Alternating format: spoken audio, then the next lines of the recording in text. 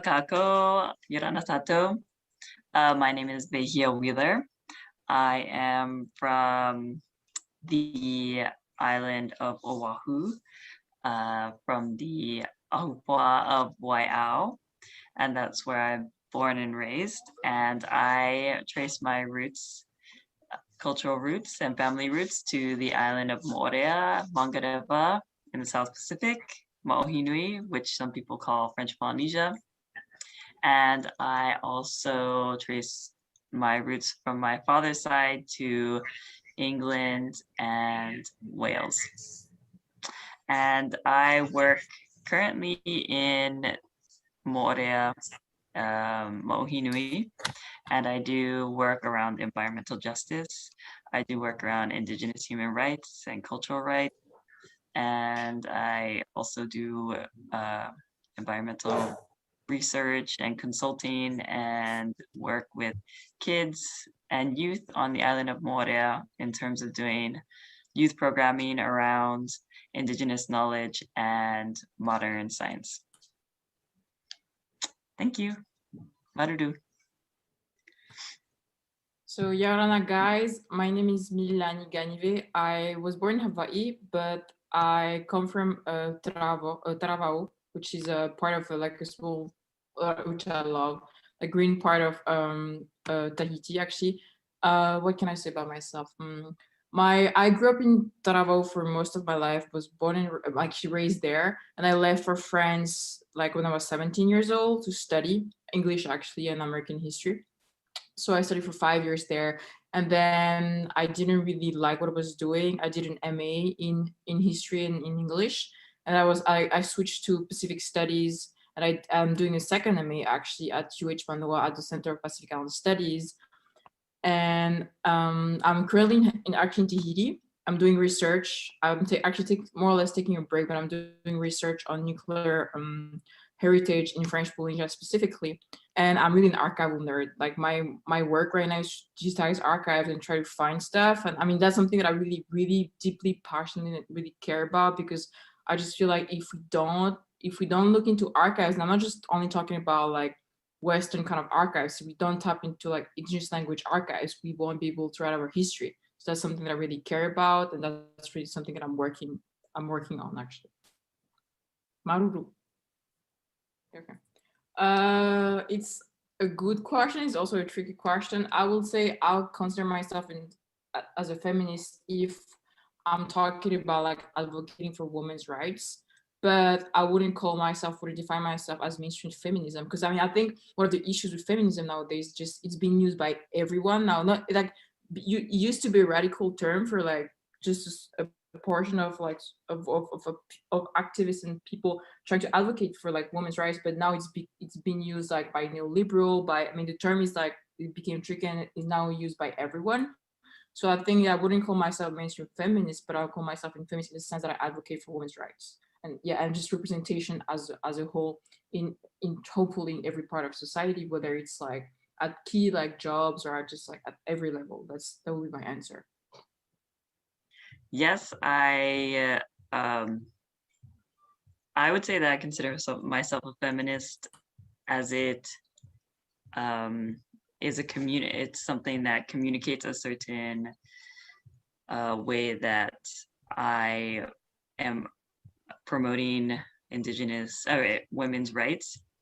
I mean, I feel that that is a strong part of my experience for women, and that I am for our rights. If from a Western context, people understand that as feminism, that's fine with me. But I also am someone from the Pacific, and I'm from Oceania, and we have our own ways of understanding our own gender roles in our own societies.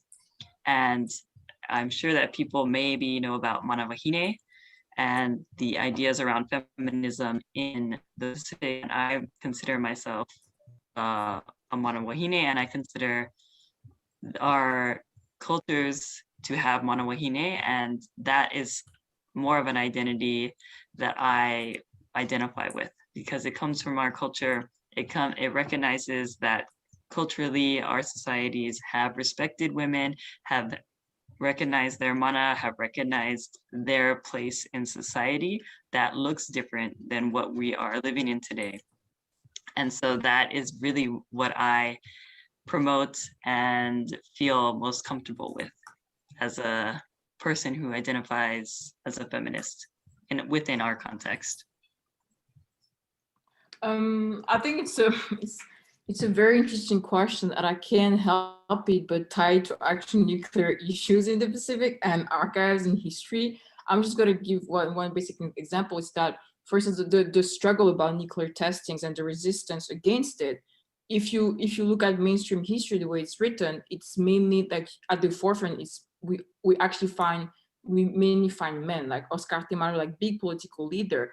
But if you talk to people, and I'm thinking about people like Hippo Abord and like John Tiarki, who's like known as one of the most advocate against nuclear testing, we somehow, when you talk to people, you actually realize that his sister, for instance, Ida Abord, actually was one of the few people, one of the leading women who advocated against nuclear tests. And you find that into archives, like, but archives that are not like being like published or like are not like haven't been released. So I guess my point is like women plays a very well, not just an important role, but they're at the forefront most of the time of the struggles as mothers, as sisters, as also like, you know, like aunties.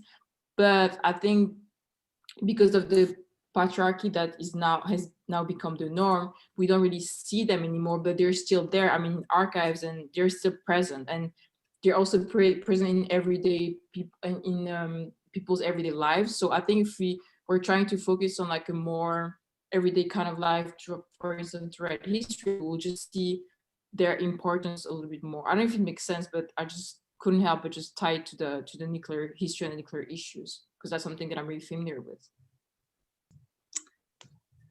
What role do women take part in protecting the environment? So I'm looking at this from a historical perspective as well. When we're talking about women in our societies, they've always had a role in society. They've always had a role in protecting families and in having female elements that are a part of our earth, female gods, such as Pele, such as Hina, who lives in the moon. And so women have always been a part of our society and have held roles in the environment. And that is something that we need to continue today. I mean, this is our part of our responsibility as being Pacific women, is that these are our islands, and we are the guardians of this. We are the cultural keepers and takers. We are the cultural caretakers of this place. And women have always been recognized historically within our society as doing so. And so just because colonialism and Christianity come around and put us in a household doesn't mean that we need to follow that. You know what I'm saying? Like, that's not an empowering role. So let's stick with something that's empowering for us. So that's my answer. It's our responsibility, and it's our historical role within the place that we live. I think there's an important, I mean, just the whole part, I mean, talking about nuclear history and like, you know, nuclear as like, because I mean, nuclear energy now, like some countries still advocate for nuclear plants because of the somehow like I don't know how to say in English, but like it does bring energy, right? But like I think it's important to mention, one of the ironies of us being nuclearized is that like our electricity is the most expensive electricity in the world, when you have actually nuclear, like the electricity in France is actually cheaper thanks to nuclear plants that come from experiments here. So I think that's one of the most paradoxical things about, because when you talk about nuclear tests, you think about militarizations and nuclear bombs and things like that. But something that is also very important to think and talk about, especially now, is actually like the I don't know, it's like the I forgot the word in English. It's the What is it? What is it in French? L'énergie civile. You know what I mean? Civil Like, yeah, I don't know if you can say civil energy, but it's like like energy, electricity that is made available for the whole people in France is actually cheaper now thanks to the nuclear plants and nuclear energy that was developed through the nuclear test here. But we in Tahiti, we have the most expensive like electricity bills in the world. I think that's one of the yeah, no, it's like you can even check because I was like, what the hell is this thing? Like, how is it even possible? So that's like public energy. I will say, I don't know if the word is correct in English, but that's also one of the main like concepts or byproducts of like nuclear tests in terms of how to handle energy. That's something we tend to forget nowadays. So I think that's something that is worth to mention. Now, if we talk about like the long-term consequences of nuclear tests, there's many. I mean, from my observation here, it's like there's a lot of like some environmental consequences start to become more and more known. Like the atolls are actually leaking. That's a scientific fact. They try to like they try to like prevent like collateral damages, but it's actually leaking. Like it's the real time. So what's gonna happen when like all the like all the nuclear waste that is contained within the atolls is going to be like I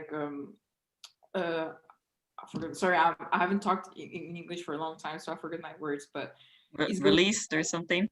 Going to be released. Like we don't have a dome as the Marshall Islands, but it's like this actually slowly leaking. So it's like our legacy is completely like linked to like the rest of Oceania is one thing, but I think what I really see as like a long-term consequence right now, like in everyday life, is the mental consequences, like the psychological consequences of like nuclear tests, like how people think, how we're just so unable to get out of this framework actually and imagine something completely different, because we tend to forget that we had like traditional like lifestyle before that, and it's not even 60 years like ago. So it's like you're just like the imagination is just completely like square that thing, and that's something that we tend to underestimate in terms of like long-term consequences. But if people can't imagine something else than what we have, then what's going to happen in the future? I think something that I think about a lot, and I think that's conditioned everything, just structures our everyday life. And I think it's one of the most detrimental consequences, apart from obviously environmental consequences and health issues and things like that, which are somehow I guess more known, not well known, but more known, that like psychological consequences. I don't know if it makes sense, but that's something that I think about. Yeah, no, I absolutely agree. When we're talking about the legacy of nuclear testing within French Polynesia, it is not only an economic like 180-degree shift in life, but it's also a mental shift for a lot of the indigenous people here. And a lot of it is tied with I mean, basically, you can just see that a lot of it is tied to controlling the population to a French agenda. If we're being completely honest, like, why are they pumping money into us, into our economy, to complete this nuclear testing agenda from the 60s, right? So that the money is going to shut us up, so that we do their dirty work for them, and then they drop these clean bombs on us for over the span of 30 years, and then continue to deny any sort of real compensation monetarily, health-wise. And how are they completing this agenda? By pumping us with money. And as Mililani has been saying, the that comes with this change towards a Western life is really like understanding the past, as Ngugi wa Thiong'o would say, leaving everything in the past and understanding it as a wasteland, and screaming theft is holy, and looking at this future as the only future that can ever be imagined. So, I mean, there's obviously a lot of consequences to militarization, like we were saying, environmentally for our own health, but also within the future of our own cultures, thriving and surviving within our homelands. Yeah, if and I just also add something, I think I just when I think about futures and like long-term consequences, I think I'm not sure if it's actually Mililani Ganivet, the OEV scholar who coined it, but she talks about this idea of indigenous futurities. So it's like this idea of like trying to imagine something different than we currently see. I think that's for me a way forward in terms of like decolonizing our minds. It's like trying to imagine something that is completely different for the talks between activists, but like the way people think about this like nuclear like heritage is like, oh, the French state like kind of like fucked us over, so therefore they owe us money. But it also is like, oh, we for the people who like are pro-French presence, they would be like, oh, we're pro-French, so therefore give us money. You know what I mean? It's like we're completely unable to see something different than just thinking in terms of like, apart from money, like what are the long term, what are we trying to build over the long term is something that we're just completely unable to foresee. And I think that's for me one of the most obvious like problems, is because we can't even have a decolonial imagination or imagine something else in the future. So I mean, I guess, yeah, that's something that I'm really, I don't know, like something that I'm really, it's shocking, or just it's so blatant, like it's just so obvious, but at the same time, just so hard for people to see something different, imagine something different. It makes sense, yeah. Yeah, I'll go first. I mean, I'm not even sure if people know where Tahiti is. So, and It's a friend. We're an island in the Pacific. We are considered a territory of France. We are one of the largest territories of the Pacific Islands. We equal the size of Western Europe, and we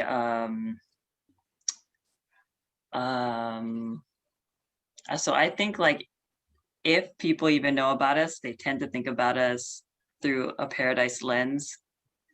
And then if some activists know about us, then they think of us as the victims of the nuclear testing era. And I want to change or bring those narratives a little, bring more fullness to our narratives, because people don't see us as modern living people.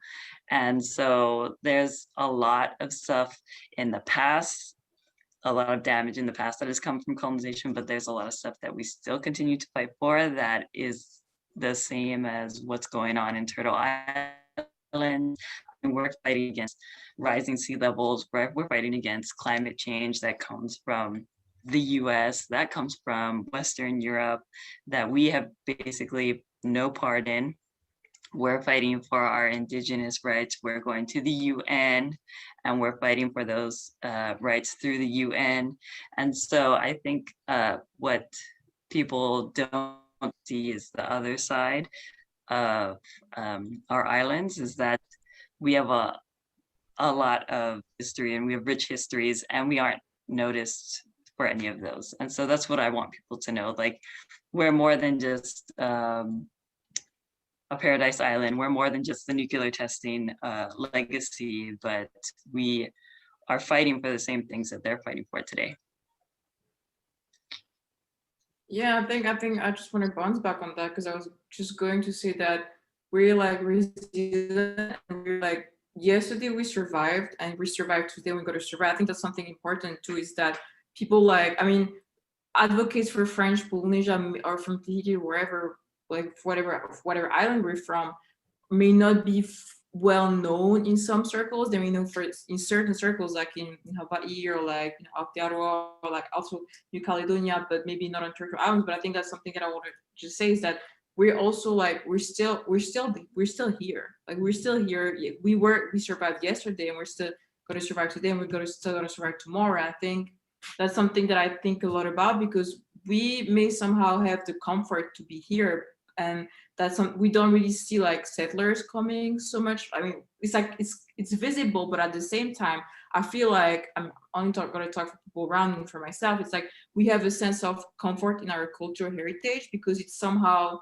still around us, but how much ourselves is another question. I think that's something that I kind of want to explore too, is that first we're still here, but we also need to do something to preserve our heritage. I think that's where the beauty of like transnational connections and like networks also like show, you know, to a certain extent. And I'm thinking about the nuclear free and Pacific movement. Like there's a lot of connections, but we don't actually know about it. And I think we will gain more about just knowing what that those kind of ties exist, and not only do they exist in the past, but they can also be like revived today and tomorrow. So that's something that I think a lot about, is like a solidarity, and also the fact that like people there are not alone, but we are not alone either. So that's something that I think is also important to mention, and that tomorrow we're still going to be here and trying to like fight for our rights just to exist, actually, because that's at some point that's going that for me that's the end point, is that we fight for our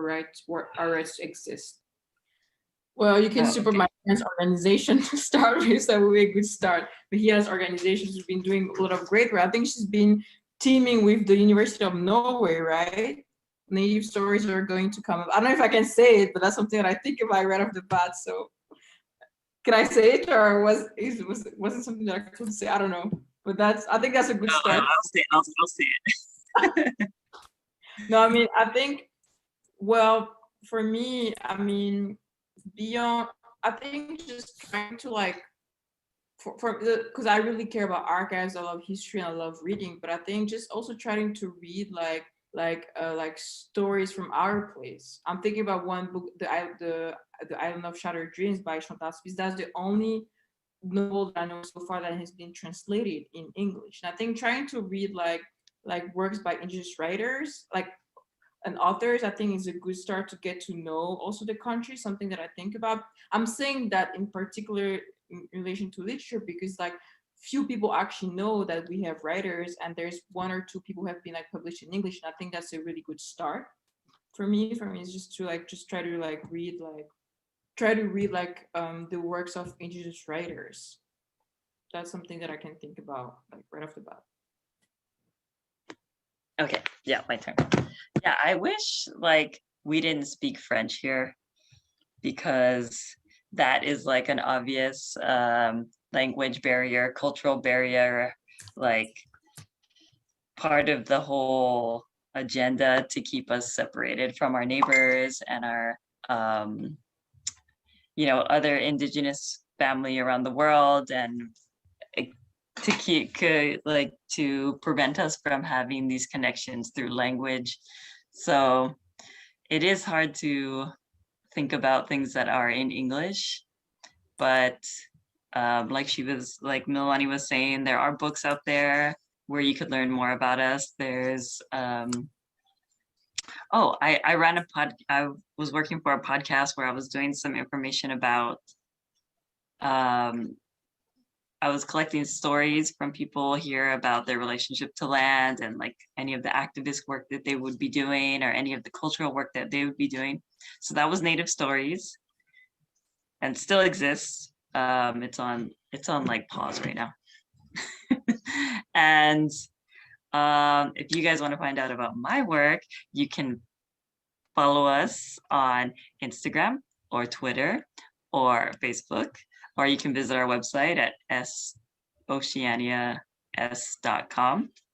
And so I'm trying to uplift Indigenous knowledges and put it in conversation with Western science, and trying to basically give the youth a reason to understand and love their culture. I'm trying to cultivate a love for their culture and their environment, and to see it as a possibility for the future, a guide for the future, and also as a possible career as a biologist, or as a geographer, or whatever have you. There's so much knowledge that we have here in our lands that still exist, and so many elders that we can learn from. And I mean, I feel absolutely honored to be a part of that, to be here and to be able to talk to the elders and have them share with me what they know, the deep knowledges that they know about this place. And so that's a part of our work that we do with SOS Morea. And so that's something that you, I guess, could share with people, or that I would like people to see.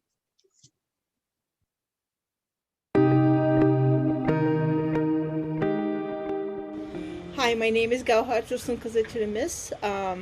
I am of tribe Arhan, line Karagisek from the Middle Horde. I was born and raised in Central Asia in central Kazakhstan. I ended up living on Oahu. Currently, I'm living on Oahu. I work for Hawaiian Managed and Serving Organization, nonprofit Kulani Akia. I work in operations administrations. I also write and manage grants. I think I was in my 20s when I first heard about feminism. So I grew up in what used to be former Soviet Union under the communist regime. A lot of those concepts were not known to me. And even after I was introduced to, like, there is a lot of parts of it that still makes me still make me question what it is. I think I am, like, first of all, I think I am a feminist, but at the same time, knowing that's a white movement defined by white middle class aristocratic women, the demographic to which I do not belong. At the same time, looking at the last several decades of how much further BIPOC researchers, scientists, women took feminism. And I think in many ways it is a valuable methodology through which we can look at certain events. However, if I look at our, like, what I grew up with, if we look at our traditional practices, protocol, beliefs, women were equal participants in the social, economic, political life. Women were rulers, wives, warriors, mothers. We held our own assets, we were advisors, negotiators, leaders. We have protocols for pretty much every phase of a woman's life, from birth to much older years, middle age and elderly. So to me, I think the feminism doesn't go far enough in describing what it is to be a woman. It does not go into our relationship to land and our relationship to traditions. Just to preface, I do not know everything about feminism, nor do I claim to be an expert, but the parts that are specifically celebrated, like Susan B. Anthony and other white feminist figures, like just absolutely allergic to those pieces. I think the colonization and whiteness made our expression of womanhood not normal. And yes, we need feminism to look at that, but I still feel like there's a certain part that it is looking through the white lens. There's a certain part of feminism still that I'm not. I'm not fully there yet. I think I'm not like 100% with all of it. I don't think I fully, like, it's not the largest part of my identity. I don't wake up in the morning and I'm like, yes, I'm a feminist. What I strongly identify is, I mentioned my name, I mentioned the name of my tribe. I'm Turkic, Central Asian, I'm a woman. I strongly identify with our culture, with our language, with our matriarchal traditions. That is a stronger part of my identity. And I think you brought it up, like one of your favorite female figures, especially historical one, is Kutalum, who was a daughter of a ruler, who was a political figure and a warrior herself, and who decided that, if you want to marry me, which was a very strong political, social, economic marriage, you have to fight me. And if you lose, you give me a horse. You give me a good horse. And for Central Asian, a horse it's a currency. It's wealth. So she amassed thousands of horses. And none of this was not considered normal. Her father encouraged her. She rode with him into the fight. She married. She had children. Like, all this range of expression of womanhood is normal. And to this day, I think as I'm going through different stages of like arriving into middle age in a very unclassy manner, that is still considered to a certain degree normal. And yes, we do have segments of population where they have a more Western view of what womanhood is. And I think that, like, yeah, at the end of the day, I'm just gonna blame everything on colonization. The environment, I feel like it's a segmented portion of what the role of women is. For me, in my personal and the history of my family and the history of my people, women are the carriers of the language, the culture. And with the language and culture, the environmental issues are embedded because you can only exist within the culture in strong understanding what the environment is. And traditionally, we were nomadic, which Russians and then later Russian communists just decided to eradicate it because we could not fit properly into the communist ideas of working class. We were just like traveling around. People here today, they're tomorrow. They're not working class. We don't know what they're doing. But also the theft of land and destruction of the environment that was specifically designed for nomadism. And the people thrived and people lived in that and people had children, enjoyed their lives. We grew horses, we grew cattle. I mean, a lot of it was held together by women. And most importantly, women is a relationship. The relationship to the land, the relationship between family members, and the relationship between tribes. Because a lot of the time, the unions, the agreements between tribes were sealed by marriages. And that's, again, that's a relationship that is held a lot of the time by women. So to me, I look at traditional role of the woman of like carrying all of it together, not just the environment, but also if we speak about women today, a very young Kazakh activist, Arset Tulesova, she was arrested and spent her time in jail because she spoke against our corrupt government, Kazakhstan government. Again, speaking against our government is speaking against militarization, destruction of the environment, corruption.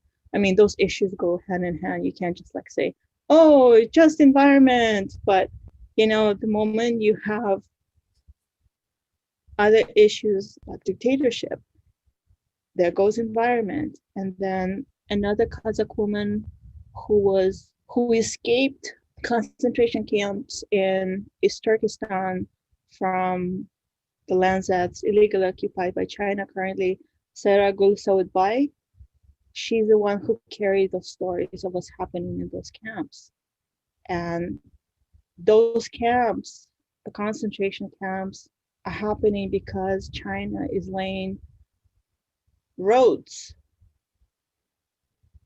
oil pipelines, gas pipelines through East Turkestan, and that's a land that is not theirs.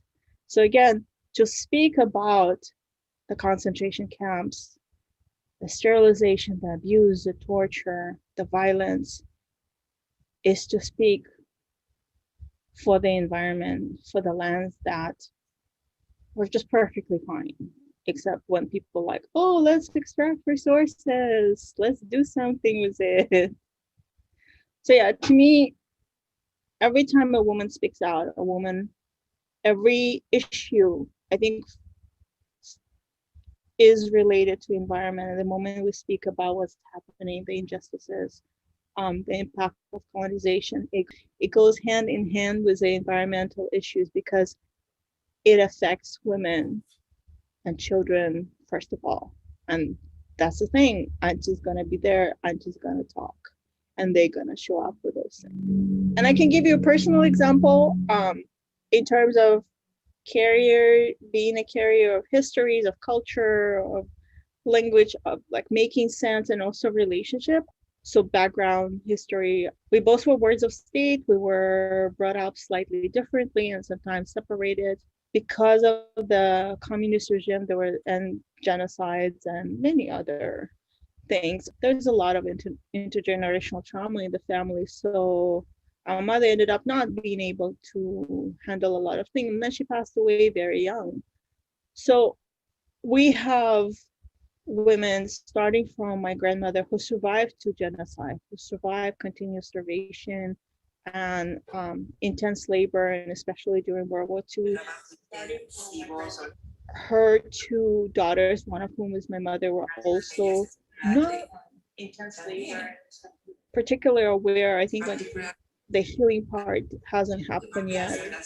So then it's me, and my brother, and then my brother had three children, one of whom is a girl. She's in her early 20s, and several years ago, my brother reached out and saying she's in Japan. She's on a very short exchange visit. I know I'm asking for a lot, but could you meet up with her and just maybe spend some time? I want her to grow up knowing our family, and especially women in our families. I want her to know you as the most normal, and I'm not by any standard like, you know, example of normalcy. I'm working on my own healing and my own issues, but to him, it was very critical that his daughter talks to me so we make sense of our line, our females in the family, and what it means for us and what it means for her to grow up being one of us and to carry the story of her great grandmother, her grandmother, over I come into this picture. And it was absolutely delightful that my brother reached out and recognized that, yes, I am the one who can tell those stories, the stories that shaped me, the stories that are going to shape her, but it also a relationship between one generation to the next generation. So, and I'm giving you like personal example, not because we in any way exemplary, we very much statistically average, but I think that's what makes it such a good example. That is just a normal thing. So I think the history of colonization and militarization for us, when Russia started advancing into our land, the first thing they did is they started building military forts to hold the land, to hold us back, to have military so we don't fight. And I think China did the same. They built the Great Wall on the land that was traditionally nomadic. So you can't like, and it's not the greatest achievement, but we were the first, I think, to experience the borders, the walls going across our land, and it was done through military occupation. That was not just, we have had relationship and trading with Russia and China for centuries. Here comes forts and walls. And the thing about militarization is it does not de-escalate, it escalates. It goes like up and up and up and up. And the highest point of militarization is nukes. So what Russia did, and then the communists, when they came into Kazakhstan, and of course, like they're watching nomads. During summer, they're in one place, during winter, they're different place. So for them as agricultural people, that space that we were not in during specific seasons, that was open land. That was there for the taking. So they actually declared a lot of that land virgin land, and it's kind of parallel to Manifest Destiny in North America. So they declared it virgin land, so they decide, oh, there's a great open space. Let's just take it. We don't see any people, except the people were at a different spot and in different areas because we follow the land. And in that particular time, you can be some other place. So a lot of another part of colonization, militarization, and nukes is that it requires free labor. Many Gulag camps and Gulag prisoners were involved in building infrastructure, roads, um, train infrastructure, secret cities. Sime, the polygon, was built by prisoners of Gulag, military and prisoners of Gulag. So we have this like combination of theft of land, displacement of the tribe that were actually like within that Sine region. The moment you don't have enough land, you have starvation. But then when they start, then we have prison labor, which they both imported and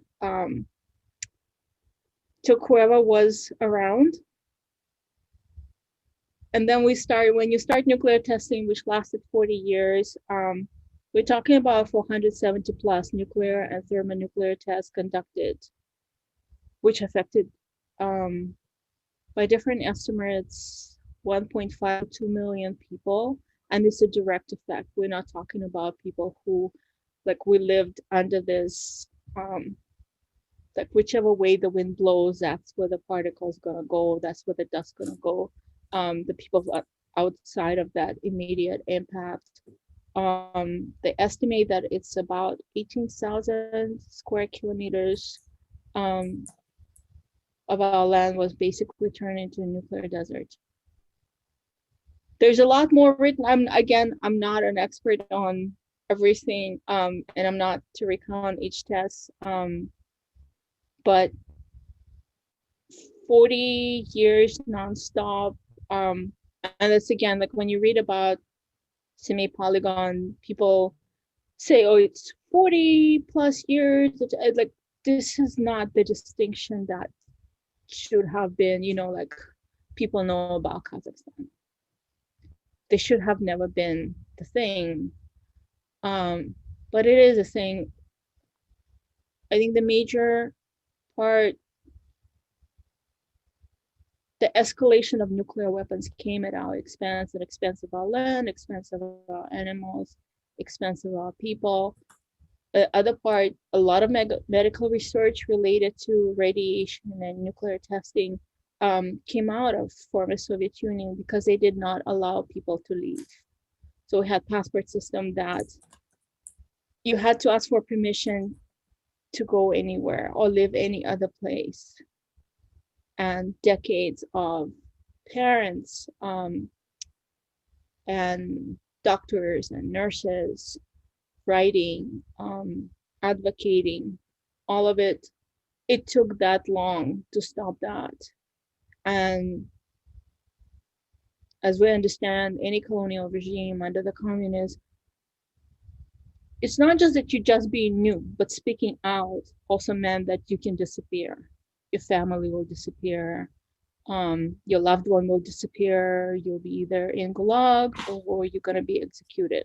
So I think when we speak about nuclear testing, we should also include everything else that comes with it, and then the expense, the cost that comes with it. And I know there's a lot of conversation about how nuclear energy is renewable, how releasing the nuclear waste from Fukushima is not going to be a big thing.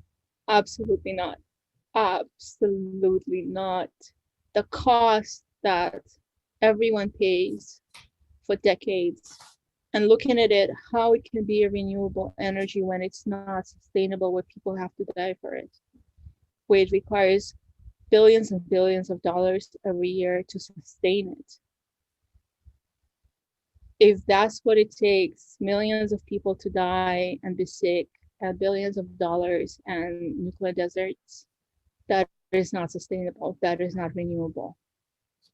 I think what's very important to remember, and I get a lot of that where people are like, oh my God, you're independent, great for you. We have arrived to the Independence Day without decolonization. And what happened after the Independence Day is that we all starved, basically. There is no money, there is no food, and everything that could be stolen was stolen. with our land, resources. And I think it's very critical to remember, even though we do have independence, we also have dictatorship. And the moment you become independent, you're at the most vulnerable, where we are still, I think the history of Central Asia through colonization, through the communist regimes, like Russian first and then the communist regime, is continuous theft of the land, resources, and people. We're constantly losing all of the above. Environment, animals, and that colonization, militarization, and nuclear escalation is still ongoing.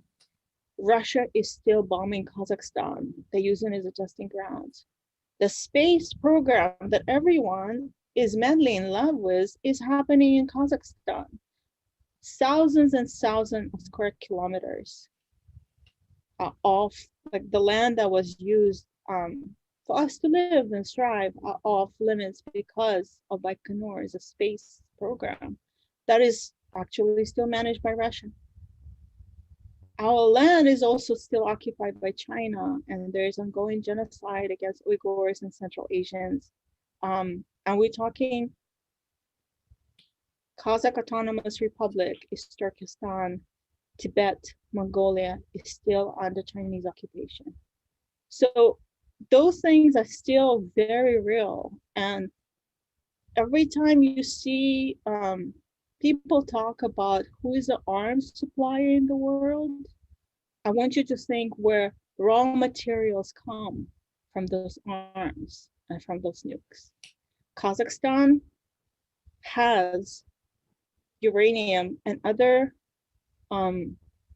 raw elements and resources, and Kazakhstan is the biggest supplier of those raw resources for nuclear weapons and other weapons. So the resources are still being extracted. Gas pipelines, oil pipelines, Kazakhstan claims to be the largest, has the largest oil reserve in the world. We are still just being broken down, like kept a developing country because those nations are extracting resources. And we have the government that is left over of the communist regime who are playing into it.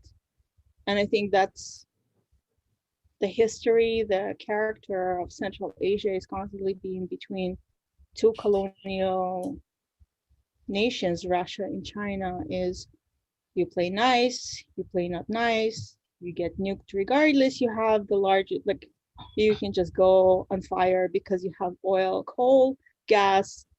And we actually joke that whatever element is in a chemical table of elements and whatever else is not discovered, it is in Kazakhstan.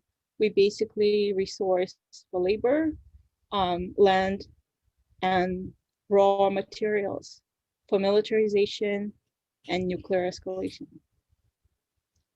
And I think that's another thing, like, I think I'm the only Kazakh who actually went to Marshall Islands, and I'm like hyper aware and sensitive about places that have been bombed, whether it's and you know, it's not the bestest of the regular bombing and nuclear bombing, like it doesn't matter, it's still bombing. And people are like, are you crazy? Why would you go to Marshall Island? But like, why would you not? I've been to Koholave, I've been to Marshall Island. And it's not that I seek it on purpose. I think for us who grew up with the knowledge that is happening in our land, what is happening in Kazakhstan as a source of nuclear raw material, that's what's going to happen around the world. That is being extracted there. And a lot of nuclear escalation, it happens at the expense of Central Asia, and then it impacts people around the world. It's all interconnected. There is a strong relationship. Well, the nuclear testing that was happening to Kazakhstan was directly related to nuclear testing in Nevada, to nuclear testing throughout the Pacific, like, for example, Tahiti and Marshall Islands. They were not isolated, just random bombings. We were in the middle of the Cold War.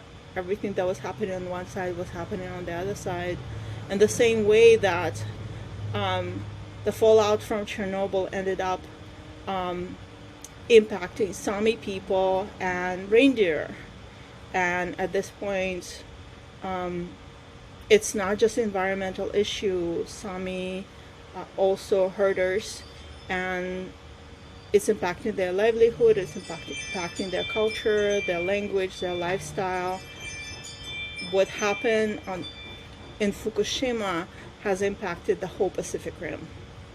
So, and now that Japan is announcing they're gonna release the nuclear waste from the Fukushima plant, for those people who understand how it connects them, even though we live thousands of miles away, it's going to impact it. It's going to impact a lot of people. It's going to impact a lot of nations. And we already know that the debris came definitely throughout the Pacific, and we know exactly where debris hit. West coast of United States, Hawaii. So I think it's very important to remember that what happens in one place is going to affect another place also. There is a very strong relationship between all of us. How people can learn about Kazakhstan and Central Asia? There are tons of resources, there are news, there are activists on social media. I think one of the major thing is if it's specifically about Kazakhstan, it will be in Kazakh and Russian, so it's not very it's not going to be in English all the time. Free Kazakhs is on Instagram and on Twitter. They post quite a lot of what's happening with political prisoners and the crisis in East Turkestan. And also many Uyghur organizations campaign for Uyghurs, Uyghur Rights Advocacy Project, World Uyghur Congress. They're also on social media. I would highly recommend following Free Tibet or any other organization that is also advocating on behalf of ethnic minorities. And actually, ethnic minorities, that's what's used throughout Asia to indicate that those are indigenous people. And most importantly, follow the actual Uyghurs, Kazakhs, Central Asian, Tibetan, Mongolians, because there's a lot of happening, there's a lot of information coming out of US and China, and a lot of the time it's a political play. So please follow the people, the organization that actually the people who are being impacted. I also want to highlight Cultural Survival. Their executive director, Galina Angarova, she's Buryat, she is indigenous of Siberia. I've been a big fan of hers.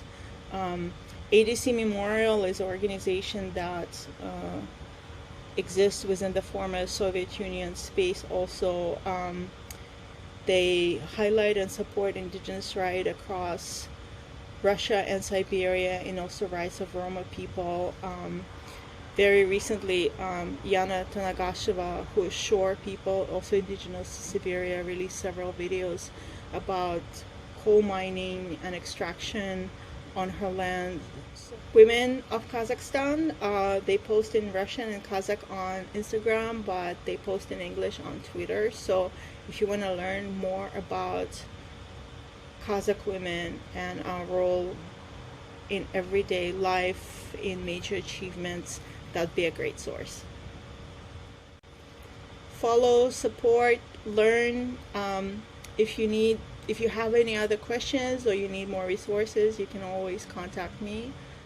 I don't know everything, I don't know everyone, but if I can help and direct you or provide reference, I'll be more than happy to do that.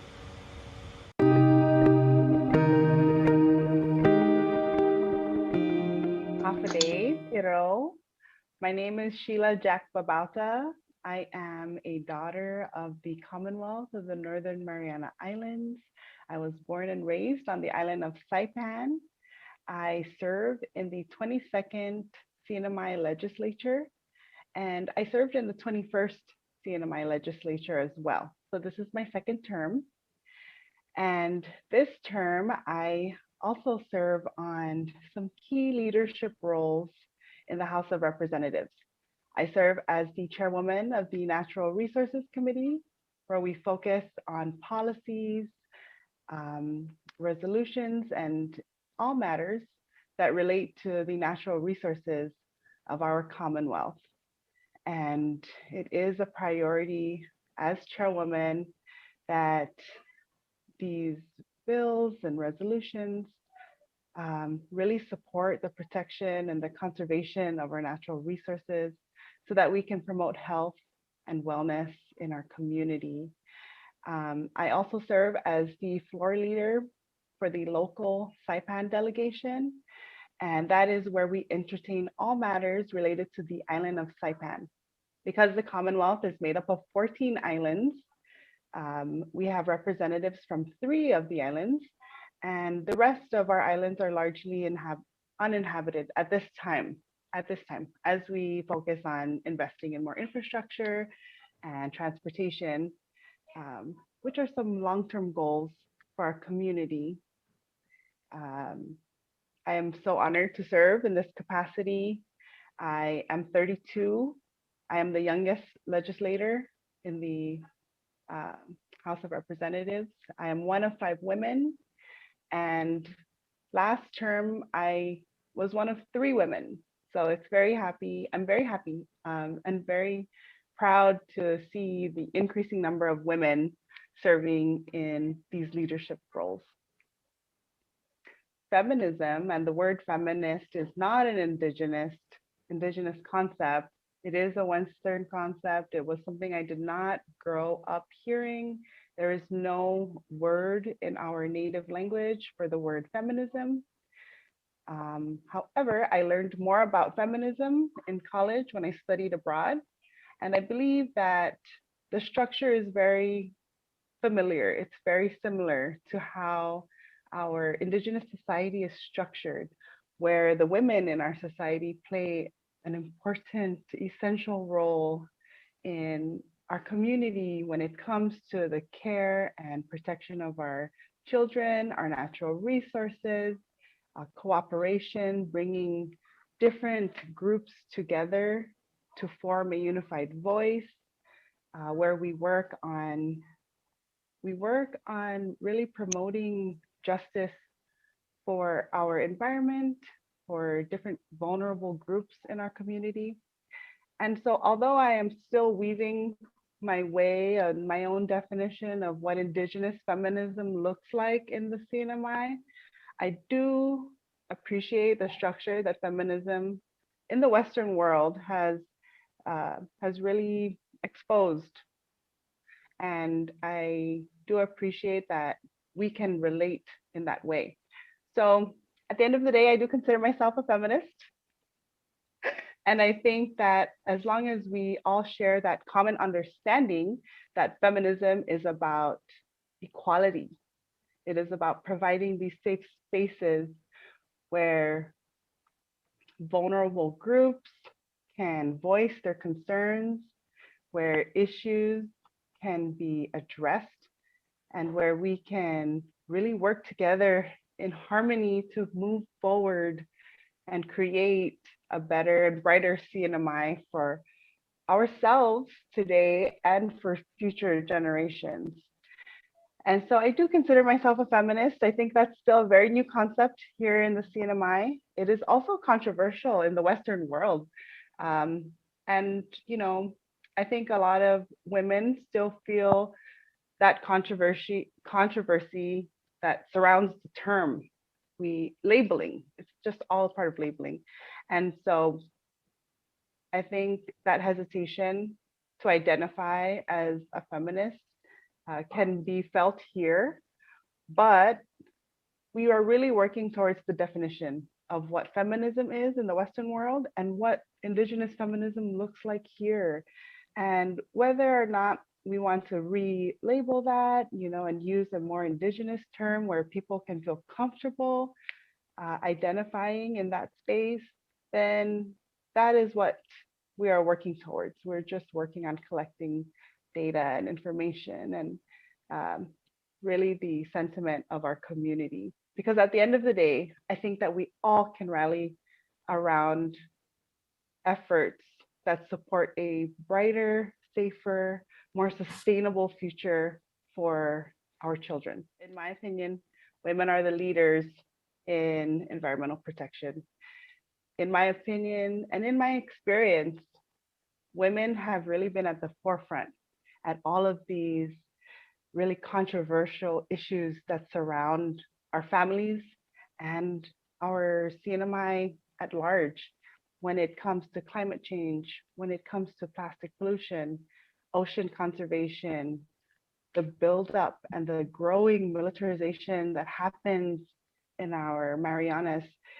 It really is the women, it really is that group of women who take on that responsibility and who are courageous enough to speak up and encourage the rest of our community to be informed and to do your research and to really make that effort to learn about what's happening in our Marianas, because it will impact your family and it will impact your children.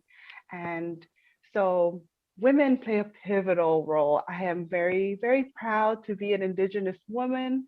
I am so proud to learn the values that my grandmother and my great aunts, my aunties and my mother have passed down to us.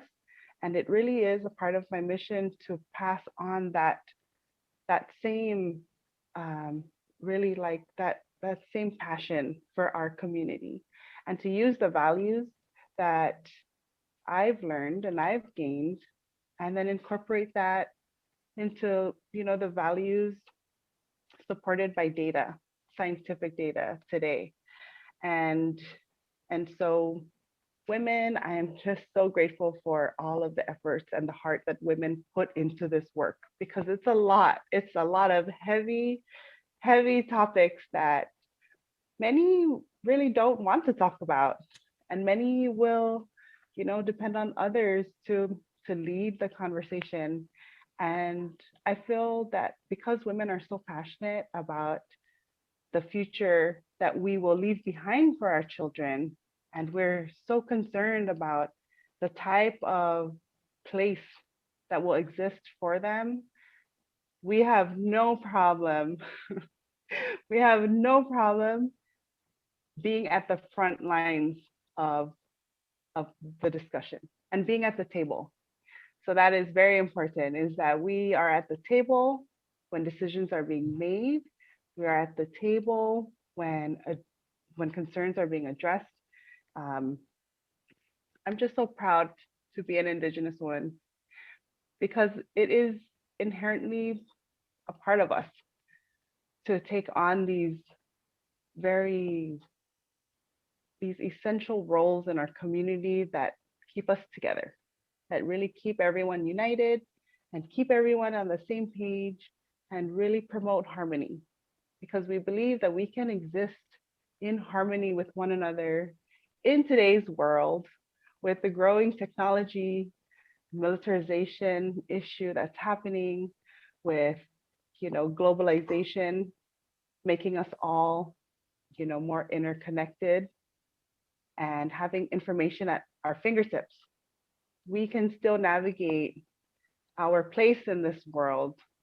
And when we have women at the forefront, assisting with that navigation, leading with the navigation, it really does give me hope.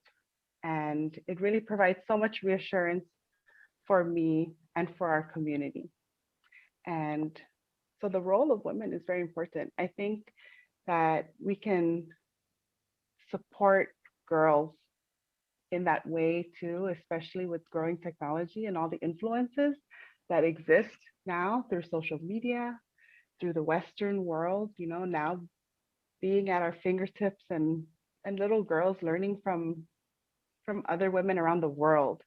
It's all about sifting that information and ensuring that the information that they absorb is going to help make them stronger, smarter, more courageous, and not more afraid, and not doubt themselves, and poison, and just poison their strength and their spirit. So it's a lot of work, and there are many competing demands. But as long as we focus, in my role, I think it's important in my role that I focus on the work that I'm doing now and how it's going to impact our future, and then um, all the different networks, the different resources that I can gather to support that work. So it is something I'm very passionate about, and it is something that can be very, very heavy, but with a great support system, and with my experience growing up in a family with strong women, I I find my strength from there. That is a big question that I've been really working on trying to dissect, to better understand myself and to better communicate to our community. The growing militarization, the growing presence of the military in our Marianas, throughout our islands, in our waters, whether that's right here on my own island or miles and miles away in our waters, in our Pacific waters, it is very important to understand how this all connects to our people, our health, and how much of a threat it is to the quality of life that we are working so hard to improve. And so colonization and militarization are experiences that are not new to us. And because the Spanish contact was here in the Marianas, and our ancestors, have dealt with pandemics, they have dealt with major threats, feeling like we are at the table, feeling like Goliath is in the room, and trying to navigate what resources we have at that time to even respond to the threat is something that I think we're all feeling again today.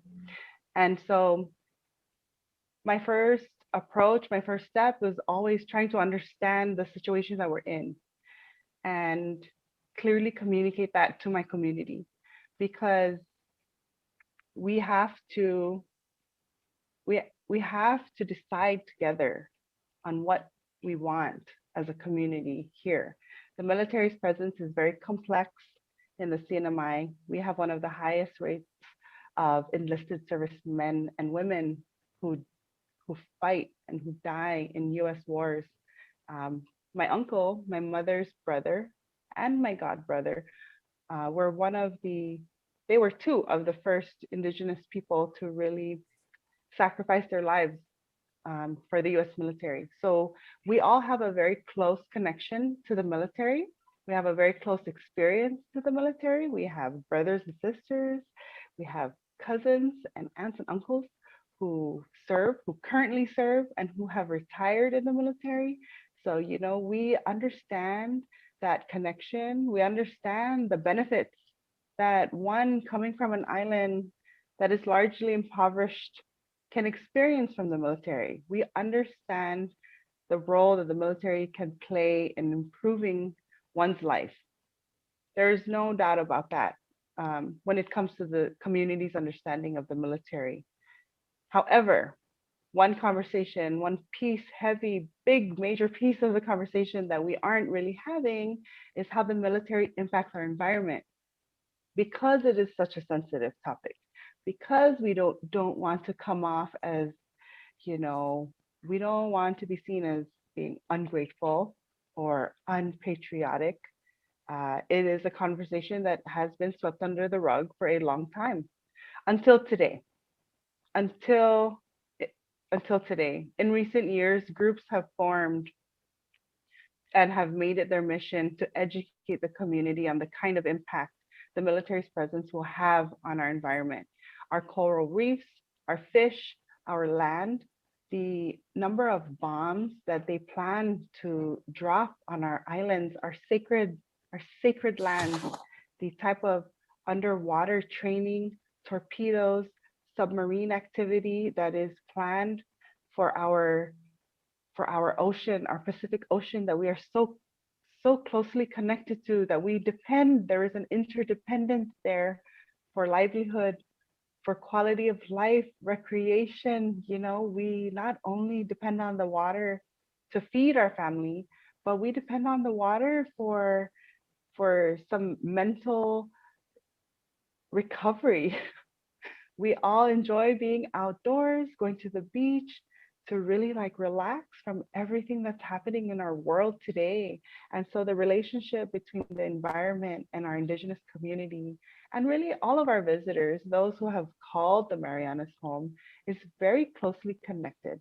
And and so the topic on militarization, about colonialism, these are big topics that, you know, one may not be so excited to talk about, especially when we experience typhoon after typhoon, and now we have a pandemic, and we have largely impoverished population, and we have a very religious population.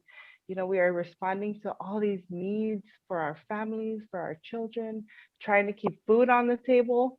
At the end of the day, who wants to talk about militarization? It is a huge topic that one may not even have the capacity, the energy to address. And so women who take on that responsibility, who take on the conversation, who bring it to every meeting and every space that they're in, I am so grateful for that, because I understand the amount of energy it takes to move forward with that conversation. And I understand the sense of urgency that is there. And I understand, you know, how much they are sacrificing, how much of their time they're sacrificing, how much family obligations that they must put aside at this, you know, at this very moment, just to contribute to the community at large. And so when we dig deeper and deeper and we go back into history about how colonialism has really impacted our way of life now, it is a major, major web. It is a major spider web that one may not even find, uh, first of all, the resources to understand. This is not something we grew up learning in school. I am a product of the public school system. I learned very little about my own natural resources here, about the Northern Islands that are a part of our chain.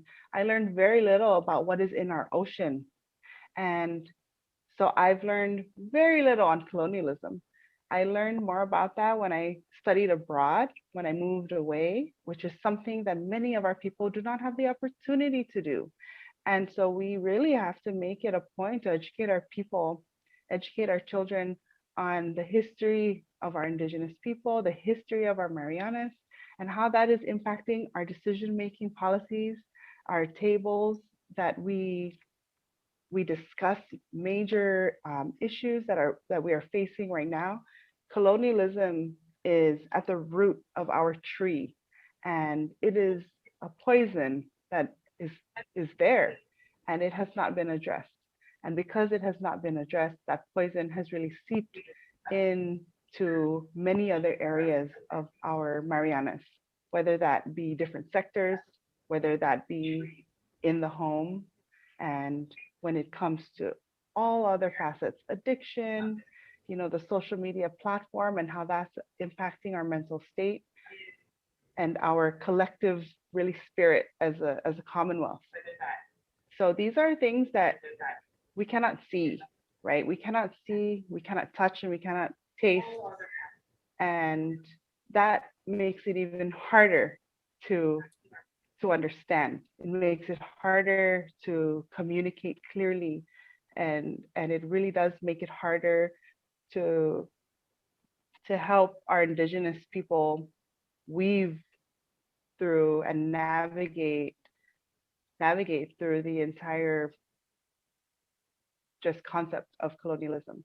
Um, and there is a language barrier that exists.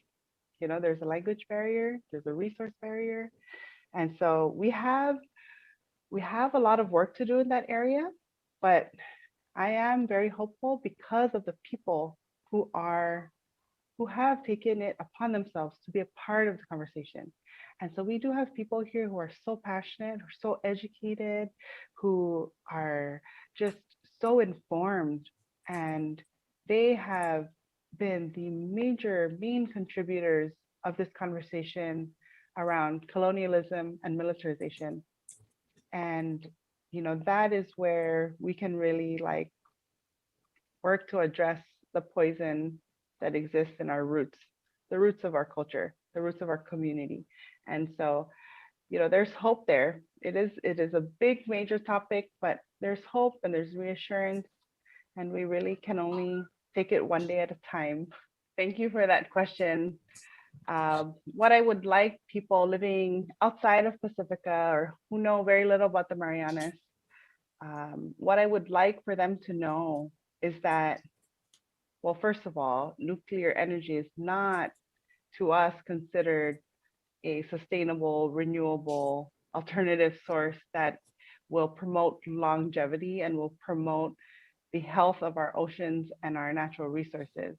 We believe there are other options. We believe that we can learn so much from Indigenous practices on ways we can live sustainably and in harmony with our earth, with our one earth. And what I would like for everyone to know is that we here in the Mariana Islands, we live at the front lines of climate change. We are deeply connected to our ocean. There is an interdependence there.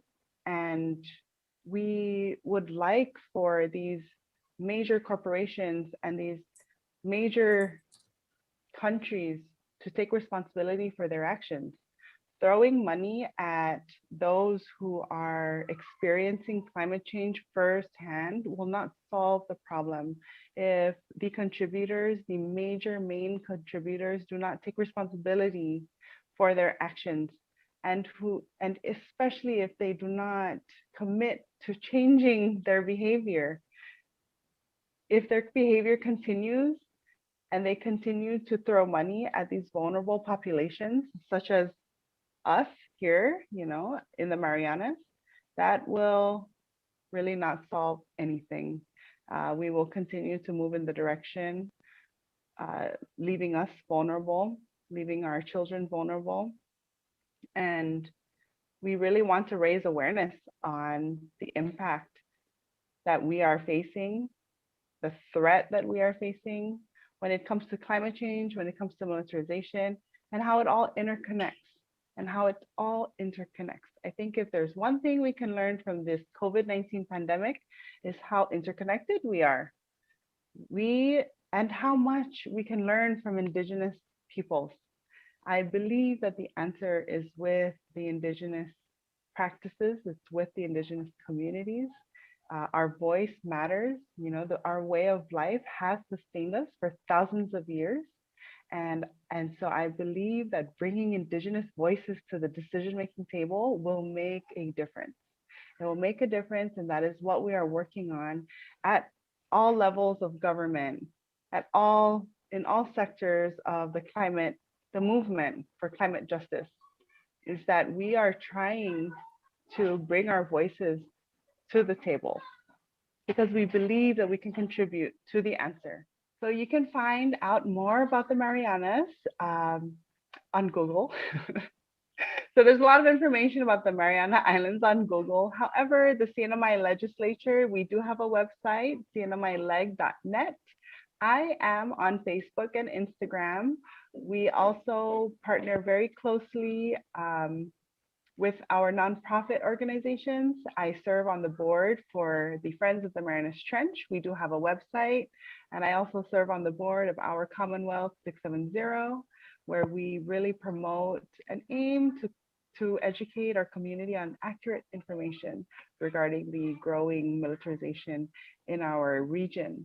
in our region. And so I think it's very important that we look outside to our brothers and sisters in the Pacific and learn from their experiences.